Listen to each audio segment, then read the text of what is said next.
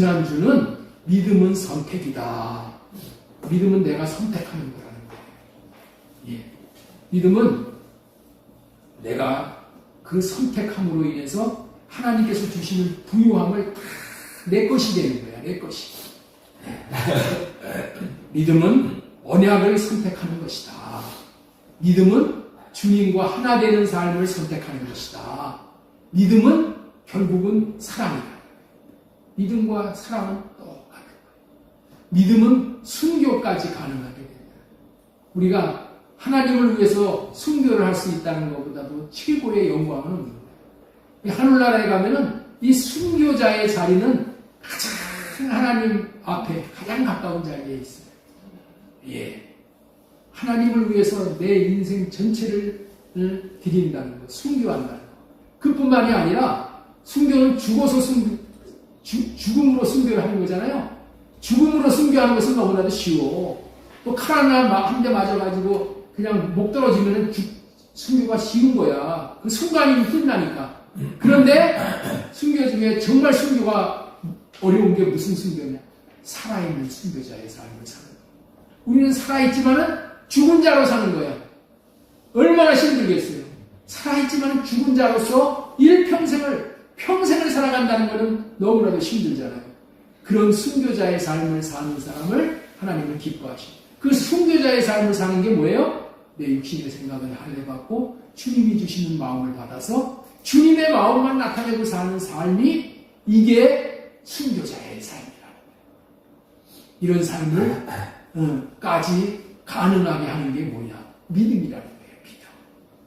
그 다음에 믿음의 선택은 그렇기 때문에 소망을 갖는다. 항상 믿음이 있는 사람은 믿음의 선택을 하면 소망을 가지고 사는 거예요. 내 삶에 소망이 넘쳐. 소망이 있는 사람은 우울증 안 걸립니다. 네. 이 믿음으로 말미암아 소망이 불일들 일어났어. 소망이 우리를 부끄럽게 하지 아니하면 하나님의 성령으로 말미암아 하나님의 사랑이 우리 마음에 부음바 됨이니라. 로마서 5장 5절에 말씀하셨잖아요. 우리 하나님이 소망입니다. 성령님이 소망이고 예수 그리스도가 소망이에요. 이 소망 붙들고 우리가 믿음의 삶을 끝까지 주님 앞에 쓸 때까지 갈 수 있는 저와 여러분 되어지기를 지난주에 말씀을 드렸지요. 오늘은 감사가 인생을 아름답게 하는 이유. 우리 한번 따라서 한번 하겠습니다. 감사가 인생을 아름답게 하는 이유. 감사가 인생을 아름답게 하는 이유. 예, 이런 제목으로 하나님의 말씀을 배워나도록 하겠습니다. 사랑하는 성도 여러분, 이 한 해의 끝자락에 다시금 우리는 추수감사절을 이제 맞이하게 됐어요. 다음 주에는 우리가 추수감사절로 지키려고 해요. 하나님께서 우리에게 올 한 해 동안 베풀어 주신 은혜를 세워보면은 한 가지 한 가지가 다 감사하고 또 감사할 것 뿐임을 알게 되는 것이죠. 하나님께서 사람을 아름다운 사람이 되게 하기 위해서 주신 말이 세 가지가 있어요. 하나님이 우리의 인생을 어떻게 하기 위해서? 아름답게 하기 위해서 주신 말이 세 가지가 있다는 거예요. 그 세 가지 첫째가 뭐냐? 믿습니다. 하나님 믿습니다. 내가 하나님을 믿습니다. 두 번째는 뭐예요? 사랑합니다. 세 번째는 뭐예요? 감사합니다. 라는 말이에요. 이 세 가지의 말을 잘하는 사람이 아름다운 사람이 되어진다는 의미의 말씀이에요. 여러분들은 이 말에 공감을 하시는지요? 사람이 살아가고 있는 이 세상은 왜 아름답다고 할 수 없을까요? 이 세 가지 말을 못하기 때문에 그런 거예요. 우리가 하나님을 믿어드릴 때에 그리고 믿는다고 말을 할 때에 아름다운 사람이 되는 거예요. 이 세상에는 하나님에 대해서 믿습니다라고 말하지 못하는 사람들이 너무나도 많다는 것이죠. 하나님을 믿지 못한다면은 그래서 늘 하나님을 의심한다면은 그는 자신을 아름답게 하시는 하나님을 받아들일 수가 없기 때문에 아름다운 사람이 될 수가 없는 거예요. 아름다운 사람으로 성장할 수도 없는 거예요.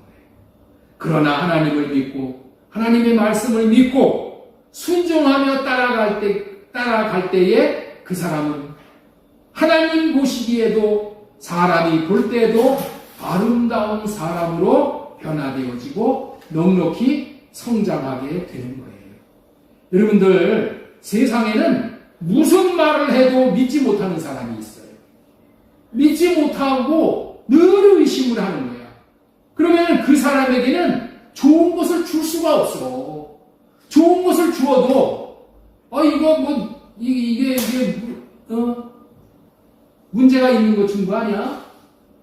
옛날에 그런 경우가 있어. 집에다가 배달이 왔는데 그 뚜껑을 열어보니까 거기에 시한폭탄이 있어서 터져버렸어.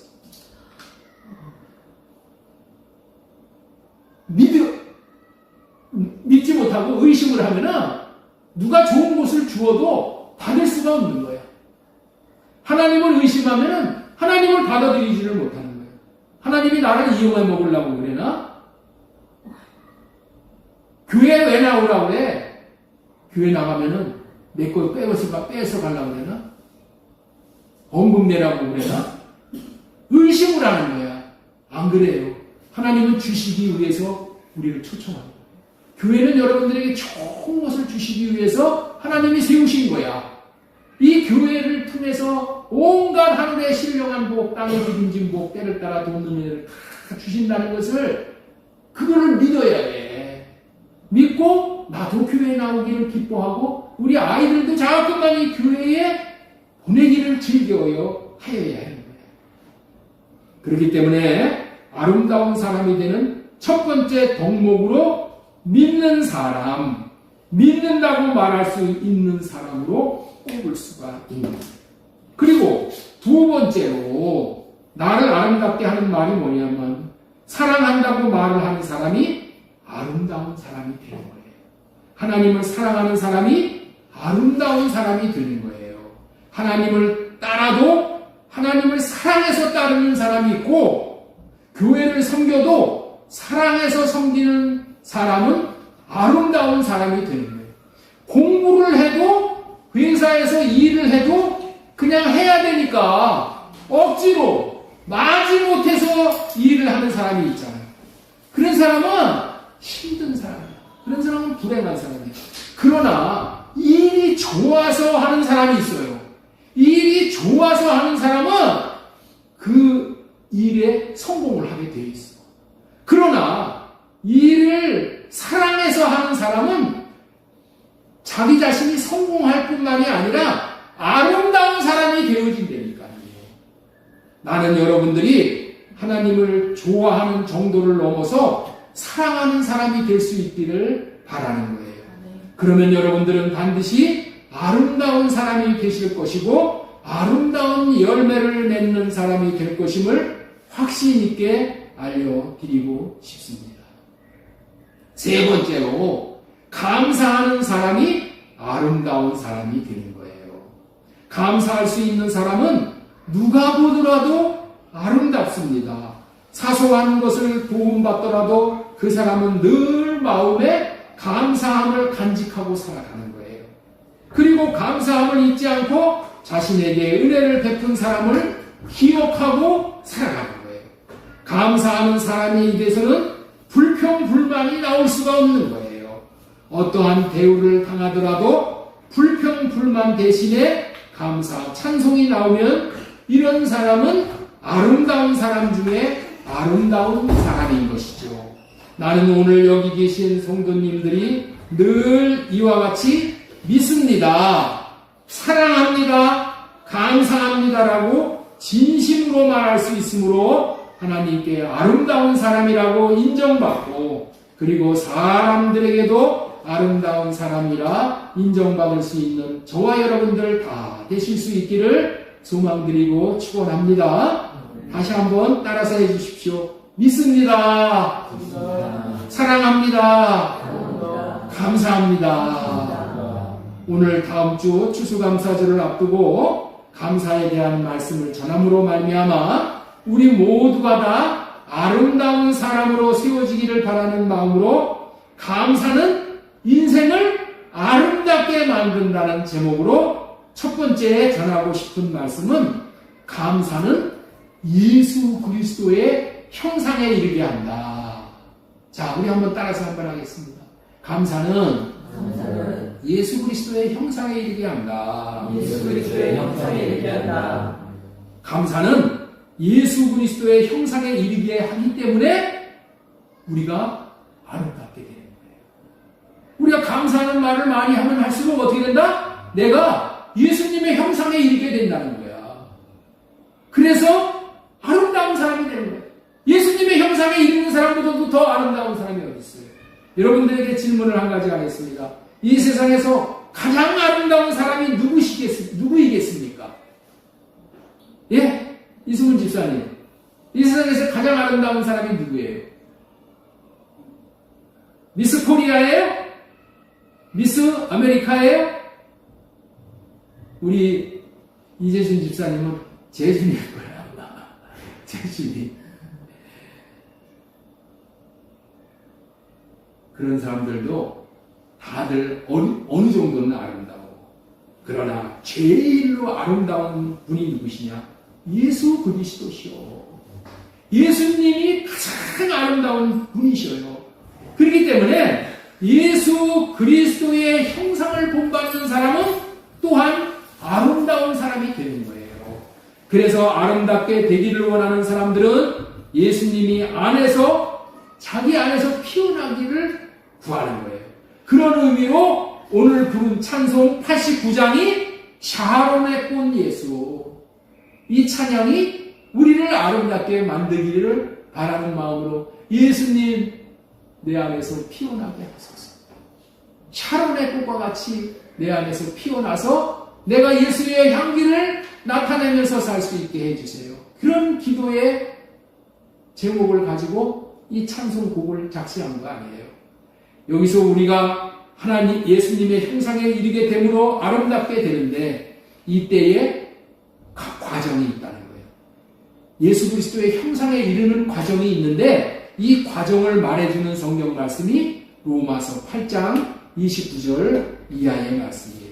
우리 로마서 8장 29절 한번 보겠습니다. 하나님이 미리 아신 자들이라는 얘기는 하나님이 택하신 자들이야. 또한 그 아들의 형상을 본받게 하기 위하여 미리 정하셨으니 이는 그로 많은 형제들 중에서 맏아들이 되게 하려 하심이니라. 맏아들이라는 것은 뭐예요?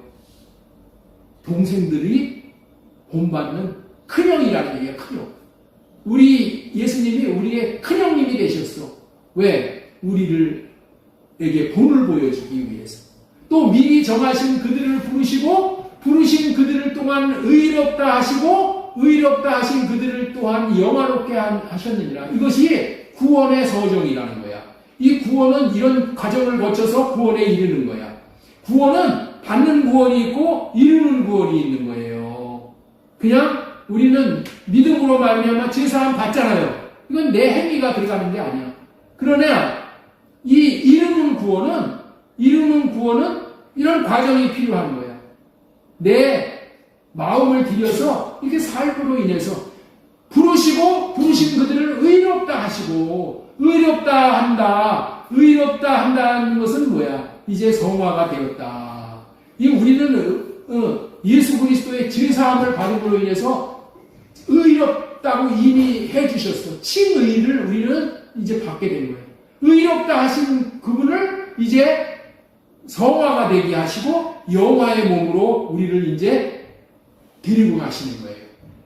할렐루야. 이제 이런 과정이 이제 되는데 사람이 예수님을 믿고 의롭다 하심을 얻어 예수님처럼 죄와는 상관이 없는 사람이 되고 그 다음에 이제 자신의 생각과 마음을 할례받고 주님이 주시는 마음으로 살아감으로 성화에 이르게 되는 거예요. 성화. 거룩하게 되는 거예요. 마침내 이런 거룩하게 된 사람이 또 이제 영화로운 몸을 입어서 이제 영화롭게 되어 우리는 예수님과 같이 이렇게 영화롭게 된 거예요. 성화의 과정을 거쳐서 영화롭게 되는 거예요. 그런데 이때 이 성화를 이루는 가장 중요한 요소가 무엇이냐? 감사. 이 의미를 잘 감사는 놀라운 위력이 있는데 감사가 성화를 이루게 한다는 거예요. 감사가 사람을 성화에 이르게 함으로 사람을 아름답게 한다는 거예요. 구원받는 사람보다 더 아름다운 사람이 어디 있어요? 그러니까 이 세상에서 제일 아름다운 사람이 어떤 사람이에요? 구원받는 사람이야. 죄사함 받고 하나님의 생명을 얻어서 이 생명이 자란 이런 사람, 이 사람이 제일로 아름다운 사람인 것을 여러분들 믿으시기 바랍니다. 뭐 자기 몸을 치장을 하고 뭐 강남에 가가지고 뭐 정형 수술을 하고 뭐 화장품을 뭐 외제 뭐 대단한 화장품을 사 이게 아름다운 게 아니요. 이게 아름다운 것은 육신의 아름다운 것뿐이야. 우리는 영혼의 아름다움을 추구하는 사람들이잖아요. 예수 그리스도의 형상에 이르는 사람들이잖아요. 이런 사람이 아름다운 사람. 구원받은 사람, 하나님의 형상에 이르는 사람이 가장 아름다운 사람이에요. 그러니 여러분들은 감사함으로 하나님의 형상에 이르러 아름다운 사람이 되도록 힘쓰시기 바랍니다. 이렇게 되기 위해서 우리가 이 땅에 순교자의 삶을, 살아있는 순교자의 삶을 사는 거예요. 순교자의 삶을 어떻게 사는 거라고요? 내가 왕이 되어져서 내 마음대로 사는 삶은 다 하나님 앞에 회개하고 할례받고 주님이 주시는 마음을 받아서 그 마음으로만 사는 거야. 할렐루야. 이게 성화에 아주 이르게 하는 귀한 그런 방법인데 이거 어떻게 돼요? 감사함으로 받으면서 이렇게 나아가요. 하나님께서 한 인생을 예수 그리스도의 형상을 본받아 구원에 이르도록 하는데 절대적으로 필요한 것이 하나님이 은혜로 주신 것을 받는 거예요. 자, 여기서 여기 잘 보세요. 오늘 굉장히 의미가 있는 말씀들을 전하는 거예요. 근데 제가 많이 전하기 때문에 여러분들 그냥 다 잊어버려요. 그래서 영상을 올려드리는 거예요. 한 번 들어서 되는 게 아니에요. 저는 여기까지 오기에 정말 목마름이 많았어요. 그래서 돈도 많이 들였어요. 왜 이것을 위해서? 이 진리를 바꿔잡기 위해서 뭐 책도 뭐 어마어마하게 사보고 하여튼 유명한 사람들 쫓아다니기도 하고 뭐 별 방법을 다 동원해서 이 진리의 이르기를 구했단 말이에요. 여러분들은 그냥 거저받으시는 거예요. 거저받으시는 거예요. 그러니까 이 귀하게 거저받으시는 이거를 거저받는다고 이게 그냥 소중한 것이 아닌 게 아니에요. 하나님이 너무 귀하기 때문에 거저주시는 거예요. 이 세상에 누구든지 예수님이 주시는 것을 받지 않으면은 구원에 이를 수가 없어. 구원에 이르기 위해서는 예수님이 주시는 것을 받아야 되는 거야. 받아야만 구원에 이르는 것인데 받을 때에 잘 받는 것이 그것이 어떻게 받는 거예요? 감사함으로 받는 거라는 거예요. 받는 것 중에서 제일 잘 받는 방법이 뭐냐? 감사함으로 받는 거야. 하나님은 감사함으로 받는 것을 제대로 받은 것으로 여기시는 거예요. 하나님이 독생자를 주실 때에 귀하게 여기고 받는 것이 감사로 받는 거야. 예수님이 보혈의 피를 감사함으로 받지 않으면 받은 것이 아니야. 하나님, 받을 자격이 없는 저에게 이런 은혜를 베푸시니 감사합니다 하고 하나님이 주신 것을 우리는 어떻게 받아야 된다고요? 감사함으로 받는 거야. 그렇기 때문에 감사함으로 받기 때문에 그 받은 것이 나를 어떻게 돼요? 성화에 이르게 한다는 거야. 감사로 받는 것 어떻게 뭐를 힘으로 감사를 받아야 돼? 예수님을 하나님이 나에게 선물로 주셨잖아요. 예수님을 받을 때 감사한 마음으로 받는 거예요. 예수님이 주시는 보혈의 피를 받을 때 감사함으로 받는 거야. 감사함으로 받은 사람만이 내 안에서 역사를 하는 거야. 할례 언약을 나 같은 자에게 주시니 감사합니다. 새 언약을 나 같은 자에게 주시니 만만 감사합니다. 십자가 사랑을 나 같은 이 죄 많은 못난 자에게 주시니 감사합니다. 이렇게 받을 때에 구원이 이루어지고 예수님의 형상이 이루어지는 거예요. 세상 사람들은 우리들과의 차이가 있어. 세상 사람들과 우리들의 차이가 무엇입니까?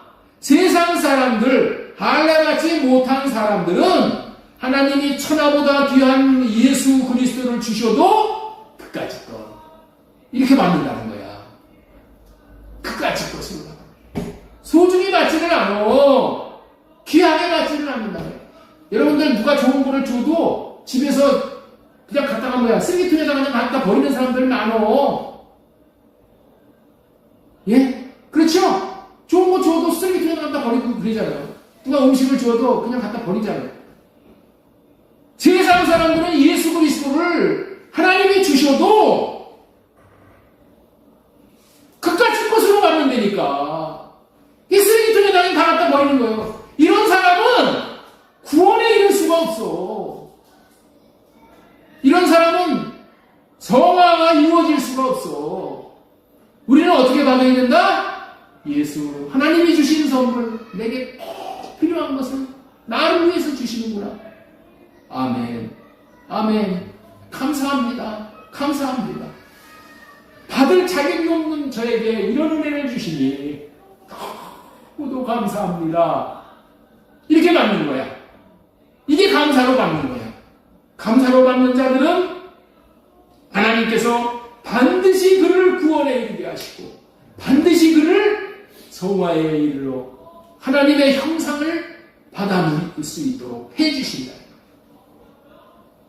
고귀한 생명을 주어도 감사로 받지 않기에 또 던져놓고 가져가지는 않아요. 그러니까 교회에서 이렇게 말씀을, 귀한 말씀을 주시면은 내 마음에 받아가지고 이걸 집에 가지고 가서 누려야 될 거 아니에요.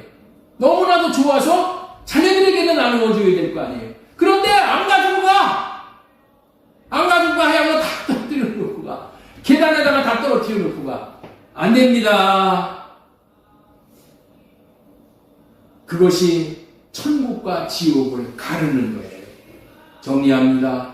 하나님이 주시는 가장 귀한 선물을 받아야 구원에 이르는데 그 받음은 감사함으로 받아야 한다는 말씀을 전해드렸습니다.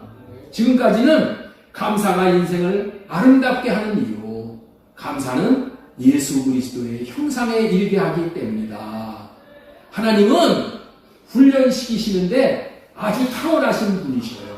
사람들도 좋은 것을 얻기 위해 훌륭한 코치와 감독을 두고 훈련을 하잖아요. 태릉 선수촌은 훈련하는 장소예요. 그들의 훈련 과정은 피나는 피눈물이 날 정도예요. 그 훈련 과정을 잘 통과하면은 큰 보상이 기다리고 있어요. 그런데 그 과정을 통과하기가 힘들어. 여기서 강대상에서 이런 얘기를 드리기가 힘들어.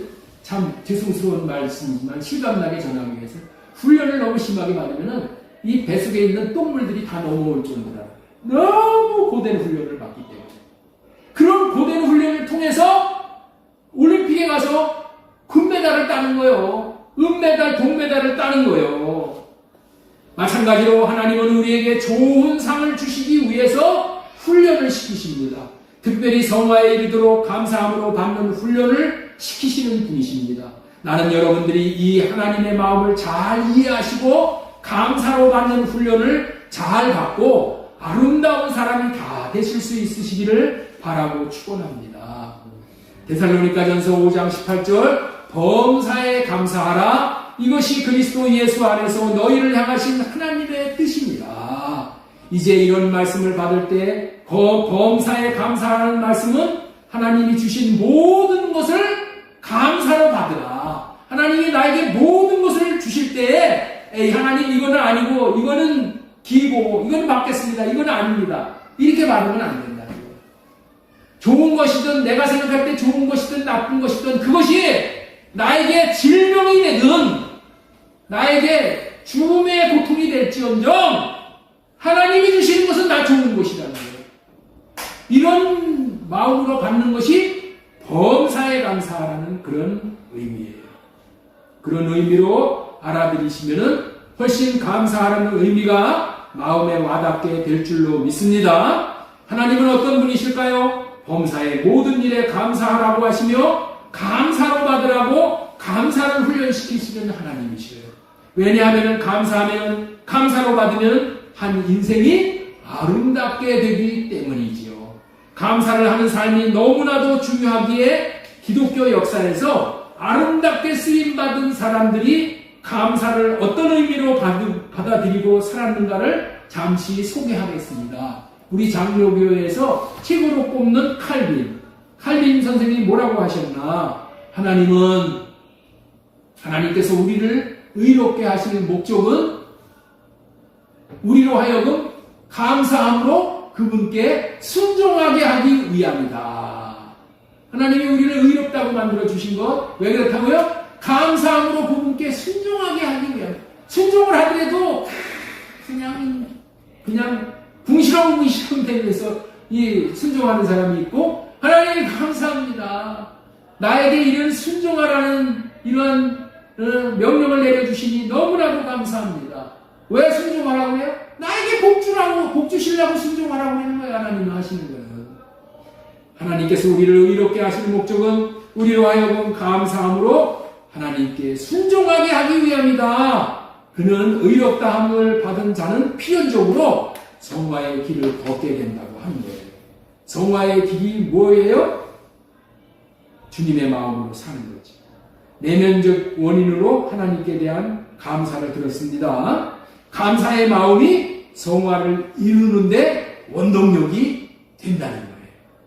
자, 청교도 신학자 존 오웬도 감사는 신자의 마음을 거룩하게 하며 불평은 죄로 기울게 한다. 감사는 성령의 지배를 받는 마음의 반응이며 성화의 증거이다. 감사한 사람, 내 입에서 감사가 나눠졌다. 이것이 뭐예요? 내가 그만큼 성화가 되어졌다. 이렇게 봐도 틀림이 없다는 거예요.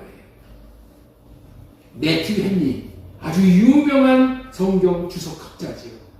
이 시편 50편을 주석하면서 이렇게 말했어요. 감사는 믿음이 열매를 맺는 자리요. 그 열매는 거룩합니다. 여러분들 있죠? 꽃은 열매는 어디서 맺어요? 과일이. 꽃이 피었던 자리에 열매가 맺어지잖아요. 그렇죠? 마찬가지야. 감사는 믿음이 열매 맺는 자리라는 거예요. 감사를 많이 하면은 믿음이 열매를 맺는 역사가 나타난다는 거예요. 근데 그 믿음의 열매가 뭐라고요? 내 인격이 거룩해지는 거예요. 성령의 9가지 열매가 맺어지는 거예요. 감사는 단순히 결과가 아니라 거룩으로 나아가는 경로라는 거예요. 매튜 헨리는 감사는 성화로 이끄는 영적 훈련이라고 또 정의를 했는데, 앤드류 머레이라는 아주 귀한 영성학자가 있어요. 감사는 아까 말씀드렸잖아요. 감사는 믿음이 열매 맺는 자리요, 그 열매는 거룩합니다. 그는 성화를 단순한 도덕적 완성이라고 하지 않고 하나님께 감사하며 사는 존재의 변화로 말씀을 한 거예요. 존재가 변하는 거야. 그냥 도덕적으로 내가 무슨 교훈을 받아갖고 내가 조금 착하고 의로운 사람이 되는 것이 아니라 내 존재 자체가 변화되어지는 것이 이게 성화라는 거예요. 감사가 거룩함을 만드는 것이 아니라 감사는 거룩함을 이르게 하는 문을 열어주는 거예요. 감사의 문을 열어주면은 하나님이 내 안에 들어오셔서 나를 거룩하게 만드신다.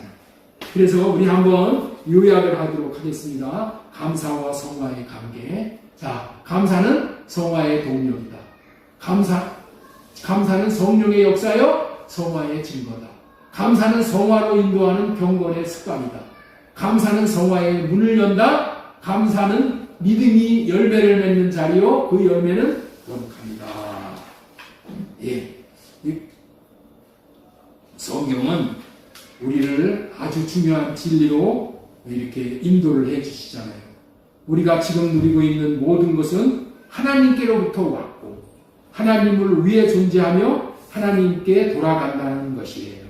자, 우리 로마서 11장 36절 말씀 우리 한번 같이 읽습니다. 시작. 이는 만물이 서로 말하고 그에게로 돌아가니라. 그에게 영광이 세세 있을지어다. 아멘. 만물이 다 주님에게서 우리에게 온다는 거예요. 주님으로 말미암고 그리고 결국에는 주님에게로 돌아가는 거예요. 그래서 그에게 영광이 세세 있을지어다 이렇게 말하는데, 그렇다면은 우리가 이 말씀을 믿는다면 우리에게 있는 모든 것은 다 누가 주신 거라고요? 하나님이 주신 거야. 그렇죠?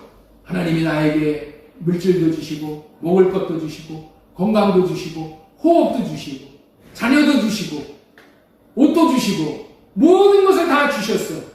내가 지금 누리고 있는 모든 것은 하나님께서 은혜로 주셨다는 것을 믿는 것이죠. 그렇다면은 이 진리를 믿는 우리가 하나님 앞에 드릴 수 있는 가장 마땅한 응답이 무엇이겠어요? 이 진리를 믿는다면은 뭐라고 얘기를 하나님 앞에 해야 마땅하게 될까요? 네? 보이나? 뭐라고만 해야 마땅하겠냐? 이 진리를 믿는다면 내게 있는 모든 것은 다 하나님이 주셨습니다. 그러면은 어떻게 해야 돼? 하나님이 나에게 이게 주셨으니까 내가 돈 벌어서 하나님 앞에 갚겠습니다. 그렇게 말하래? 오라요? 갚을래야 갚을 게 있어요? 하나님 감사합니다. 우리는 감사하는 말 외에는 다른 게 할 말이 없어.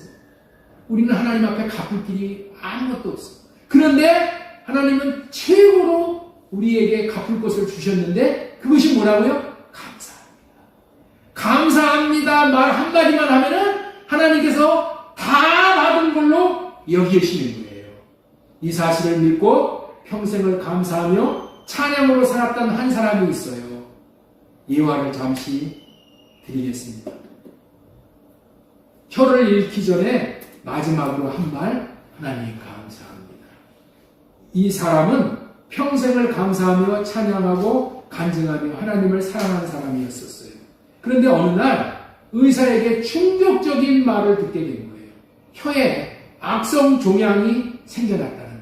지금 수술하지 않으면 생명이 위협을 받는다는 거예요. 하지만 수술을 하면 이제부터는 말을 할 수 없게 된다는 거예요.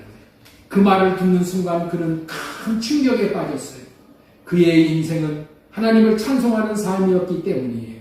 하나님을 찬양하지 못하는 인생이라는 것은 자신은 생각도 못했어. 며칠 동안 그는 눈물로 기도했습니다. 주님, 제 입술로 주를 찬양할 날이 며칠 남지 않았습니다. 하지만 마지막까지 주님을 찬양하게 해주세요. 수술 당일 의사가 수술대 위에서 그에게 마지막으로 물었어요. 이제 마취를 시작하기 전에 마지막으로 하고 싶은 말 해보십시오. 그때 그는 이렇게 말을 했어요. 하나님 감사합니다. 이 혀로 평생 주님을 찬양할 수 있었던 것, 그 은혜가 너무나도 감사합니다. 그 한마디 후에 그는 긴 수술에 들어갔고 그의 혀는 다시 움직일 수 없게 되었어요. 하지만 그를 아는 사람들은 말을 했어요. 그의 삶은 이렇게 증언하는 것이다. 감사는 입술로 하는 것이 아니라 삶으로 드리는 것이다. 이렇게 삶으로 감사를 나타낸 그의 삶은 참으로 하나님 보시기에도 사람이 보시기에도 참으로 아름답다고 할 것입니다. 감사는 혀의 고백도 아름답지만 마음에 하나님이 하신 모든 것에 대해 믿음으로 하는 감사의 고백은 참으로 한 인생을 아름다운 인생이 되게 하는 것이죠. 이런 아름다운 인생이 되게 하기 위해 하나님은 우리를 감사하는 자가 되도록 감사를 훈련하도록 가르치시는 분이라는 것을 우리는 꼭 기억하시기 바랍니다. 지금까지 감사가 인생을 아름답게 하는 이유, 첫 번째, 감사는 예수 그리스도의 형상에 이르게 하기 때문이다. 두 번째, 어떻게 감사가 인생을 아름답게 할 수 있는가? 두 번째, 감사는 하나님의 뜻을 이루어 드리는 것이기 때문이에요. 하나님의 뜻을 이루어 드리는 일보다 아름다운 것이 또 어디 있겠어요? 없는 것입니다. 인생에서 감사가 하나님의 뜻을 이루어 드리는 것으로 하나님의 뜻을 이루어 드리고 산다면은 하나님께서 그를 아름다운 인생을 산 것으로 보시는 것은 당연한 거예요. 데살로니가전서 5장 18절 보겠습니다. 범사에 감사하라. 이것이 너희를 향하신 하나님의 뜻이니라. 감사하는 것이 하나님의 뜻이래. 범사란 좋은 일뿐만이 아니라 모든 일을 의미한다고 말씀을 드렸지요. 좋은 일, 나쁜 일, 예상치 못한 일, 심지어 고난까지도 포함됩니다. 여기서 범사에 하나님께 감사하는 의미의 숨은 의미는 믿는 자들에게 일어나는 모든 일은 하나님의 주권에 속해 있다는 거예요. 하나님의 손 안에 있어 하나님이 허락하시어서 일어난 일이기 때문에 감사하라는 의미예요. 그렇습니다. 나는 공중에 나는 참새 한 마리도 떨어지지 않는다는 거예요. 왜? 하나님의 주권에 있기 때문에. 현재 우리 눈에는 감사할 것이 없어 보여도 하나님은 궁극적으로 감사가 되게 하시는 분이십니다. 그렇기 때문에 내가 보는 관점에서 판단하지 말고 하나님이 궁극적으로 이루실 일들을 바라보고 감사해야 하는 거예요. 이런 원리로 따지면은 모든 것이 감사할 조건인 거예요. 불이 났기 때문에 더 나은 길이 열렸다 하는 예와 한 가지 더 드리겠습니다. 여러분들 모나미 볼펜 다 아시죠? 153 모나미 볼펜 다 내용 아는 내용들이에요. 성수동 공장에 불이 났더니 그 당시에 이 성수동에는 정말 이 골목들이 저기 부천 저기 원미동 저쪽 들어가면은 공장들 많잖아요. 그런 식으로 골목 들어가면서 공장이 있는 거예요. 근데 이 모나미 볼펜 공장에서 불이 난 거예요. 그 주변에 불길이 나가지고 모든 것이 다 잿더미가 되고 그냥 아무것도 남은 게 없어. 그래서 직원들이 절망을 한 거예요. 회사가 한순간에 무너진 것처럼 보이는 거예요. 그런데 그 화재로 인해서 막혔던 골목들이 다 이제 새 길을 놓게 된 거예요. 다 불이 나버렸으니까 이제 정부에서 새로운 도로를 만들어 버려가지고 정비되어져서 큰 도로로 바뀌게 되었고 그 자리에다가 더 크고 현대식의 공장을 세울 수 있었어요. 그래서 모나미 볼펜이 세계를 향하여 나가는 그런 공장이 그런 회사가 된 거예요. 결국 사람들은 이렇게 고백을 했어요. 불이 났기 때문에 길이 넓어졌고 불이 났기 때문에 공장을 지을 수가 있었다. 하나님께서 때로는 우리의 삶 속에서 불과 같은 시험을 허락하십니다. 그때 우리는 잃었다고 생각하지만 다 잃어버렸다. 나는 이제 소망이 없다. 라고 세상 사람들은 포기하고 자살할 거예요. 그런데 우리는 어떻게 돼요? 하나님의 뜻이 있을 거야. 뭔가 하나님의 뜻이 있을 거야. 하나님은 더 큰 일을 준비하고 새로운 일을 계획하고 있으셨던 거예요. 그래서 로마서 8장 28절에 우리는 하나님을 사랑하는 자, 곧 그 뜻대로 부르심을 입은 자들에게는 모든 것이 합력하여 선을 이루느니라. 불이 일어나지 않았더라면 성수동 조그마한 골목길들을 새로운 길로 바꾸는 것은 불가능한 일이었어요. 그런데 주변의 조그마한 공장들이 다 같이 불타버렸기 때문에 새 길을 낼 수 있었고 새 공장을 내릴 수 있었고 세계 시장을 꿈꿀 수가 있게 되었던 거예요. 고난이 없었다면 새로운 믿음의 지경도 넓어지지 않았을 것이에요. 전화위복이라는 말이 이럴 때 쓸 수 있는 말이지요. 이와 같은 원리로 하나님이 허락하시는 어떠한 일도 감사로 받아들일 때에 하나님은 하나님의 뜻을 이루시어 영광을 보게 하신다는 것을 믿는 믿음을 가지고 감사하는 우리 모두가 될 수 있기를 바랍니다. 그런데 사실은 말은 쉽지만 어떻게 자기 전 재산이 불덩이 속에 다 날아가는데 이와 같은 때에 어떻게 감사를 할 수 있겠냐. 이와 같은 때에 어떻게 감사를 할 수 있겠냐는 거예요. 여러분들, 이와 같은 때에 하늘에서 날벼락 같은 것이 떨어졌을 때 어떻게 감사를 할 수 있냐는 거예요. 여러분들 이걸 알아야 돼요. 감사는 그렇게 쉽게 나오는 게 아니야. 이와 같을 때 아유, 그때 뭐 감사하면은 뭐, 또 말은 좋지만은 내가 닥치면은 그 얘기 못해. 그래서 이와 같은 때를 위해서 우리 하나님이 뭐라고 하시냐? 평상시에 감사를 훈련하라. 평상시에 감사를 훈련하는 거예요. 조그만 것부터 큰 일까지 평상시에 감사를 훈련하면 어떻게 돼? 감사할 때 좋은 일이 자꾸만 벌어지는 것을 감사하면 하나님이 결과를 좋게 해주시오. 이런 것들을 경험하면은 내가 감사할 때 옛날에도 나에게 하나님이 이 고난이 감사가 되게 했는데 이번에도 마찬가지로 그렇게 하실 거야. 믿음이 생기는 거야. 그래서 하나님은 뭐 하라고 하신다고요? 감사 훈련을 받으라.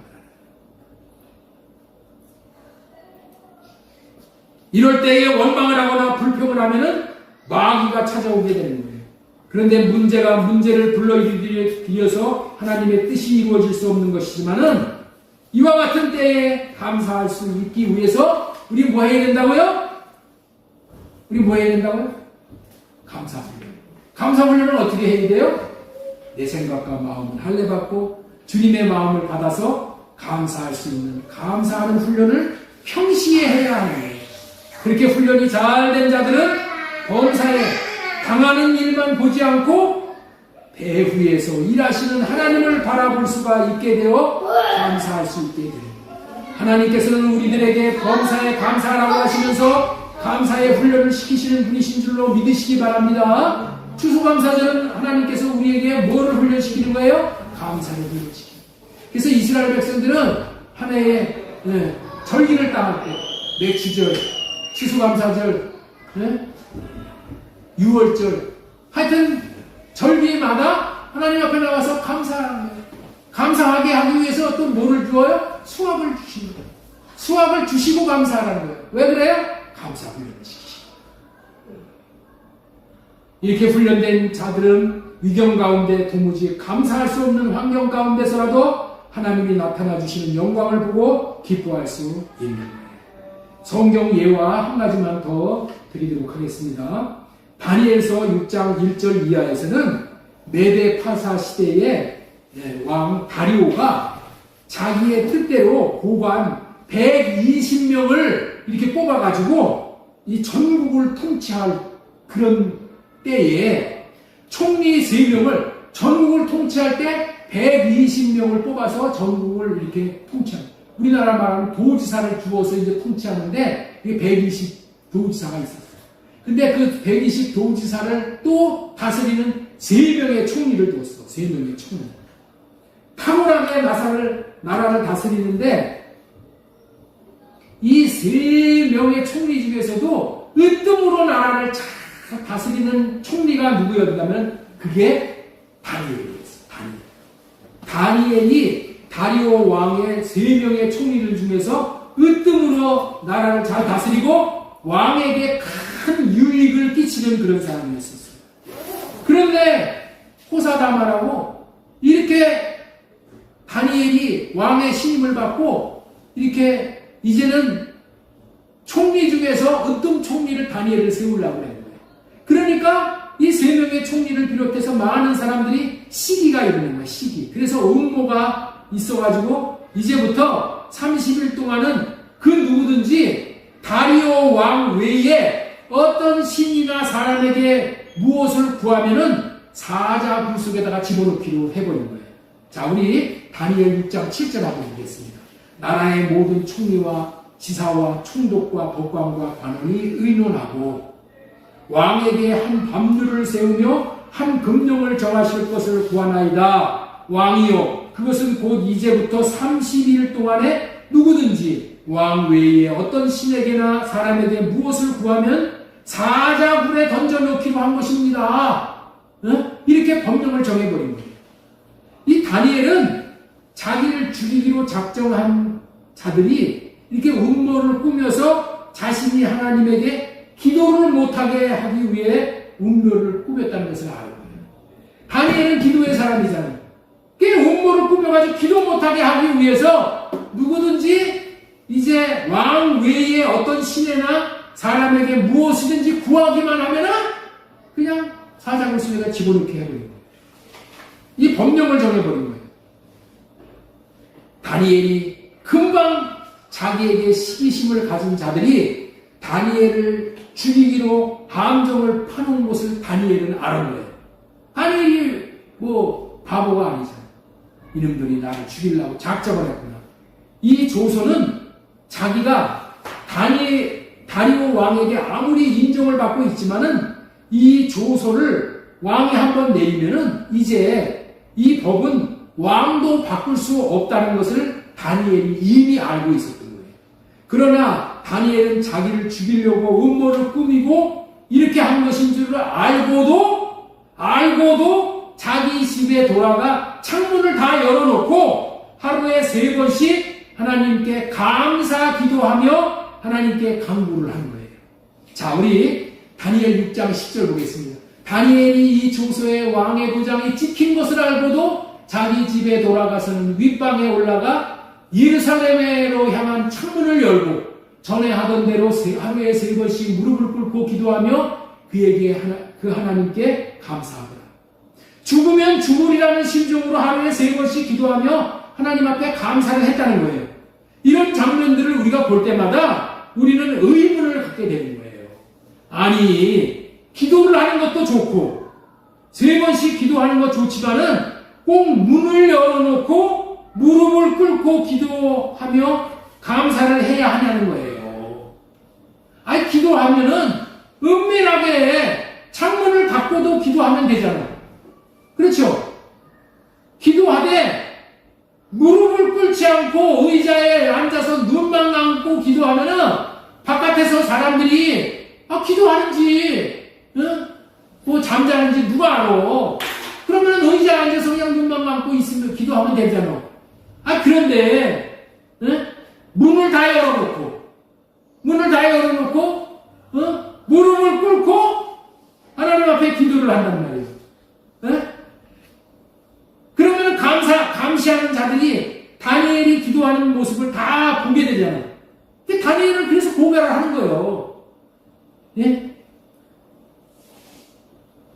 이렇게 화살이 다니엘에게 향하는 것을 보면서 이 다니엘이 이제 죽음에 이르게 된 것을 다리오 왕이 알면서 후회를 하는 거예요. 이놈들이 파놓은 함정에 다니엘이 죽게 됐구나. 나 왕도 속았구나. 이거를 깨달아 하는 거예요. 그랬을 때 이제 왕도 어쩔 수 없이 다니엘 우리 6장 16절 보세요. 이에 왕이 명령하며 다니엘을 끌어다가 사자굴에 던져 넣는지라. 23절 왕이 심히 기뻐서 명하여 다니엘을 굴에서 올라오리라 하며 그들이 다니엘을 굴에서 올린즉 그의 몸이 조금도 상하지 아니하고 이는 그가 자기 하나님을 믿었습니다. 이게 무슨 얘기예요? 다니엘이 사자굴 속에서 죽지 않았다는 얘기잖아요. 하나님은 어떠한 환경 가운데서라도 하나님을 원망하지 않고 오히려 감사한 다니엘에게 하나님의 뜻을 이루시어 다니엘을 찬란한 생애를 살아가도록 하나님께서 이렇게 하셨다는 거예요. 여기서 우리는 무엇을 배울 수가 있습니까? 하나님은 하나님의 뜻을 이루기 위해서 사람을 쓰시는데 쓰시는 조건이 있다는 거예요. 어떤 사람을 쓰신다? 어떤 경우라도 하나님께 감사하는 사람을 들어 쓰신다는 거예요. 하나님이 감사하는 사람을 들어 쓰셔서 하나님의 하나님 되심을 드러낸다는 거예요. 이렇게 하나님 앞에 하나님이 맡겨준 직분과 일들을 감사한 마음으로 감당하며 쓰임받는 사람은 하나님 앞에 아름답게 쓰임받음으로 인해서 그 인생 전폭이 다 아름다운 인생을 살아갈 수 있게 된다는 거예요. 하나님은 저와 여러분들도 아름다운 인생을 쓰실 수 있으셔야 하는 거예요. 저와 여러분의 인생을 아름다운 인생이 되도록 쓰실 수 있도록 나 자신을 하나님 앞에 내어드릴 수 있어야 된다. 내어드리는데 어떻게 내어드리는 것이 하나님이 나를 쓰실 수가 있다고요? 내가 감사하는 사람이 되는 거야.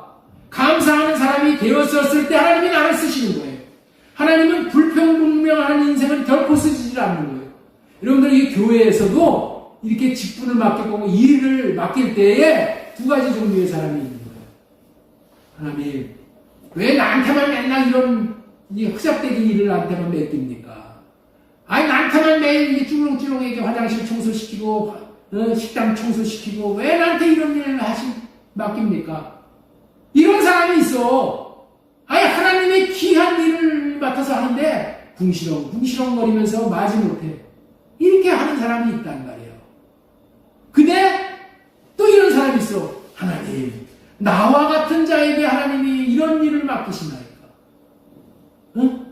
나와 같은 자에게 하나님의 일을 맡기십니까? 여러분들 세상 일을 맡으려고 얼마나 지금 난리가 납니까? 세상에 도지사 자리 하나 하려고 얼마나 애를 써. 국회의원 하나 하려고 얼마나 애를 써요. 대통령 하려고 얼마나 애를 써. 그런데 도지사보다도 국회의원보다도 대통령보다도 더 위대한 하나님의 일. 여러분들은 식당에서 봉사하는 일, 이거 무슨 일 같지만은 하나님은 대통령 직분보다도 더 귀하게 여기시는 거예요. 그러니까 이걸 알으셔야 돼. 하나님의 일은 너무나도 귀한 일이야. 이 하나님의 일은 영원에 이어지는 상급이 따르는 일이란 말이에요. 우리가 하나님의 일을, 직분을 잘 감당하면은 하늘나라에서 무슨 일을 할 수가 있어요? 왕노릇하는 일, 그런 직분을 받는단 말이에요. 이런 일을 할 때, 이런 일을 맡기실 때 하나님은 어떤 일에게 이런 일을 맡긴다고요? 감사로 받는 사람에게 감사로 직분을 받는 거예요. 이런 일을 하는 사람을, 이런 마음으로 직분을 맡는 사람을 하나님은 쓰신다. 그래서 우리는 감사의 훈련을 받아야 돼요. 하나님은 구약 백성들에게 절기를 지키라고 했어요. 감사한 마음으로 하나님께 감사 예물을 준비해 나오라고 했어요. 저와 여러분들도 한 해 동안 주님께서 주신 은혜를 기억하며 감사함으로 감사 훈련을 잘 받게 되면은 여러분들이 이 궁창의 빛과 같이 그렇게 빛나는 인생을 하나님께서 영원한 천국에서 살도록 그렇게 해주십니다.